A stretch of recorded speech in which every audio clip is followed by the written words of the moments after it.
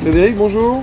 Bonjour Sam. Cette semaine, c'est vous apparemment Oui. qui nous amenez faire un petit tour des décisions de l'OMPI. Charlotte, bonjour. Bonjour. Et vous nous accompagnez bien sûr Pour écouter attentivement. dans ce magnifique bateau. Allez, on y va. Donc aujourd'hui, on a relevé le nom de domaine 7 digital. 7 le chiffre, attaché digital, réservé dans plusieurs extensions. Et le requérant dispose également d'une marque 7 digital. Il utilise ces noms de domaine pour la promotion et la vente de musique en ligne. Et il a détecté la réservation d'un nom de domaine 7 digital, créé exactement de la même manière, le chiffre 7 digital, cette fois-ci en .fr.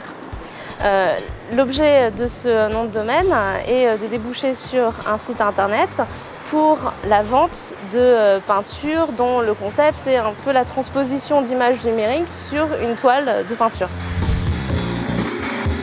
Le titulaire du nom de domaine digital.fr répond à la lettre de mise en demeure en expliquant qu'il aura pour projet d'utiliser ce nom de domaine pour un site internet, comme on l'a expliqué, qui n'a visiblement rien à voir avec l'activité de vente en ligne de musique. Il dit toutefois qu'il veut bien vendre son nom de domaine, toujours un aspect financier derrière, faut pas rêver, mais que compte tenu de l'investissement qu'il a déjà fait dans ce projet, dans la création du nom, du site internet, etc., il veut bien le vendre, mais sous la somme de 50 000 €.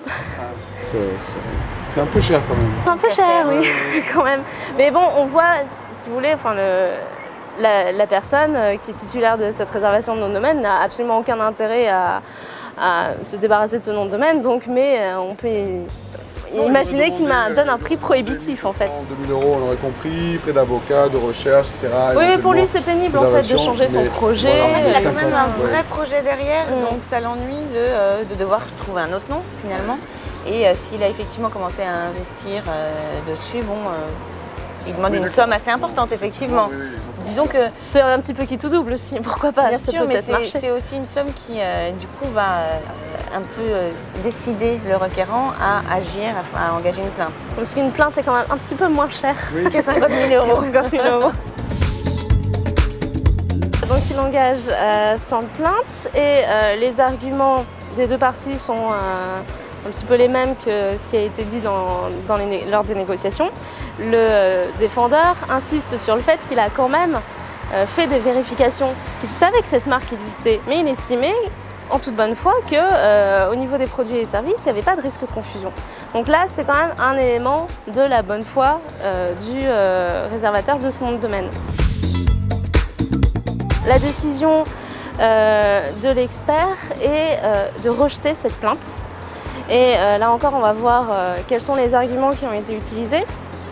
Alors, d'abord, il retient le fait que Digital, a priori, cette Digital n'est pas une marque de renommée. Il n'a pas les éléments qui vont lui permettre d'estimer que cette marque est notoire. Donc, le demandeur avait soumis des statistiques en .com, mais bon, on n'a pas vraiment le détail et puis on ne sait pas, on ne peut pas déterminer à partir de ces statistiques qu'une partie importante du public pouvait connaître cette marque. Ensuite, il donne des chiffres de ses investissements publicitaires sans forcément vraiment les étayer. Donc vraiment, ça manque d'éléments évidents qui prouveraient que cette marque est notoire finalement. Ensuite, du coup, il apprécie, comme on avait pu voir précédemment, la similitude entre les produits et services dans le cadre strict du principe de spécialité des marques. Là, on a d'un côté de la vente en ligne de musique et de l'autre de la vente en ligne de tableaux, de peintures, d'images. Donc ça n'a vraiment rien à voir. En plus, l'OMPI n'a pas d'éléments qui lui ont permis de dégager une intention de nuire du titulaire de ce nom de domaine. Et le titulaire de ce nom de domaine, ensuite, explique son choix de nom de domaine et dit que 7, pour lui, ça se lit C, C''EST, c'est quelque chose. Digital pour le synonyme de numérique, puisqu'il s'agit de la transposition d'images numériques sur une peinture, en fait, sur une toile, et qu'il y a une opération manuelle, donc digi, doigt, manuel.